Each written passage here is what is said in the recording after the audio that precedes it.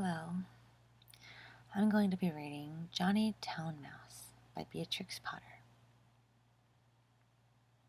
I've never read this before. I might have read this before when I was really young. Okay. Townmouse by Beatrix Potter. Johnny Townmouse was born in a cupboard. Timmy William was born in a garden. Johnny Townmouse was born in a cupboard. Timmy Willie was born in a garden. Timmy Willie was a little country mouse who went to town by mistake in a hamper. The gardener sent vegetables to town once a week by carrier. He packed them in a big hamper. The gardener left the hamper by the garden gate so that the carrier could pick it up when he passed. Timmy Willie crept in through a hole in the wickerwork, and after eating some peas, Timmy Willie fell fast asleep.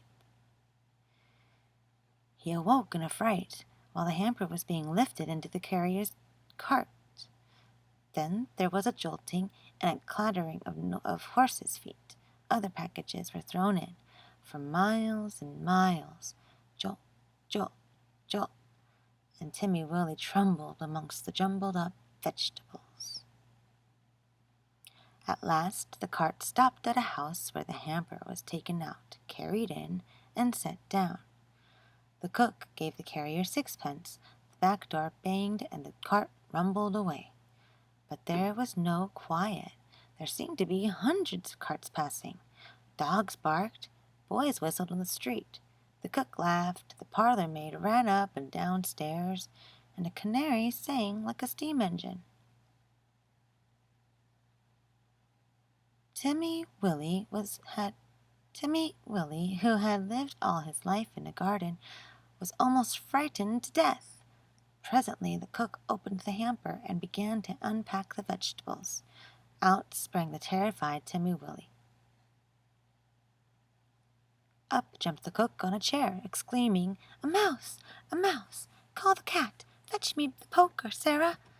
Timmy Willie did not wait for Sarah with the poker. He rushed along the skirting board till he came to a little hole, and in he popped. He dropped half a foot and crashed into the middle of a mouse party. A mouse dinner party, to be specific, breaking 3 glasses.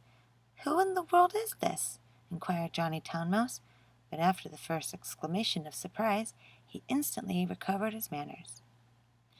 With the utmost politeness, he introduced Timmy Willie to 9 other mice, all with long tails and white neckties.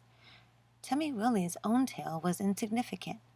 Johnny Townmouse and his friends noticed it, but they were too well bred to make personal remarks.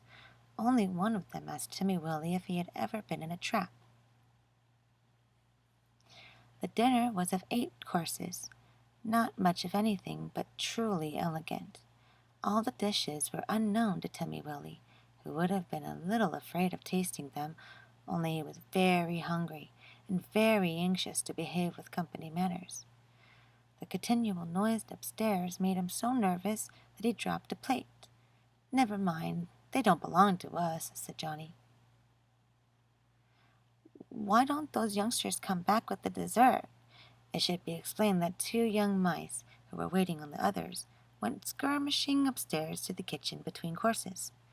Several times they had been tumbling in, squeaking and laughing. Timmy Willie learnt with horror that they were being chased by the cat.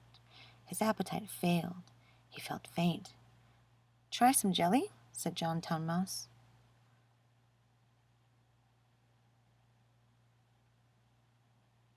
"No? Would you rather go to bed? I will show you a most comfortable sofa pillow."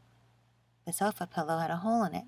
Johnny Townmouse quite honestly recommended it as the best bed, kept exclusively for visitors. But the sofa smelt of cat. Timmy Willie preferred to spend a miserable night under the fender.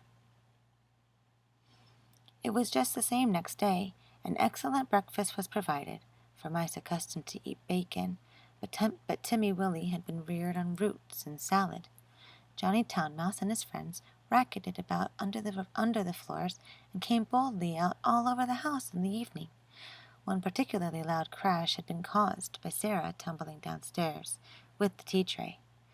There were crumbs and sugar and smears of jam to be collected, in spite of the cat.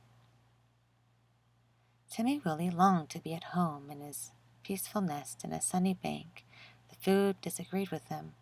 The noise prevented him from sleeping. In a few days he grew so thin that Johnny Townmouse noticed it and questioned him. He listened to Timmy Willie's story and inquired about the garden. "It sounds rather a dull place. What do you do when it rains?" "When it rains, I sit in my little sandy burrow and shell corn and seeds from my autumn store. I peep out at the throstles and blackbirds on the lawn and my friend Cock Robin. And when the sun comes out again, you should see my garden and the flowers, roses and pinks and pansies. No noise except the birds and bees and the lambs in the meadows." "There goes that cat again," exclaimed Johnny Townmouse. When they had taken refuge in the coal cellar, he resumed the conversation. "I confess I am a little disappointed.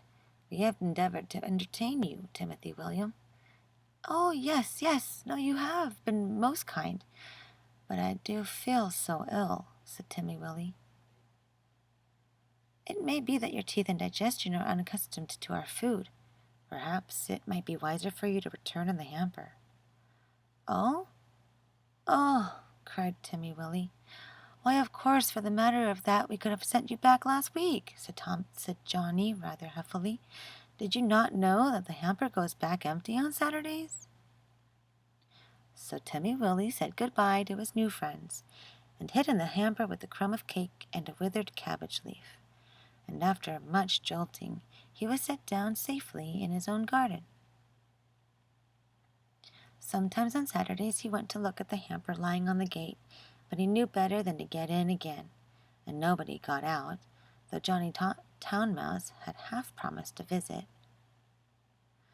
The winter passed. The sun came out again. Timmy Willie sat by his burrow warming his little fur coat and sniffing the smell of violets and spring grass. He had nearly forgotten his visit to town, when up the sandy path, all spick and span with a brown leather bag, came Johnny Townmouse. Timmy Willie received him with open arms. "You have come at the best time of all the year. We will have herb pudding and sit in the sun." It is a little damp," said Johnny Townmouse, who was carrying his tail under his arm out of the mud. "What is that fearful noise?" he started violently. "What, that?" said Timmy Willie. "That is only a cow. I will beg a little milk. They are quite harmless, unless they happen to lie down upon you. How are all our friends?" Johnny's account was rather middling. He explained why he was paying his visit so early in the season. The family had gone to the seaside for Easter. The cook was doing spring cleaning on board wages, with particular instructions to clear out the mice. There were 4 kittens, and the cat had killed the canary. "They say we did it, but I know better," said Johnny Townmouse. "Whatever is that fearful racket?" "That is only the lawnmower. I will fetch some of the grass clippings presently to make your bed. I am sure you had better settle in the country. Johnny." "We shall see by Tuesday week. The hamper stopped while they are at the seaside." "I am sure you will never want to live in town again," said Timmy Willie. But he did.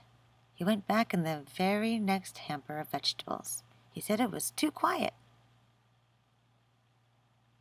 One place suits one person, another place suits another person.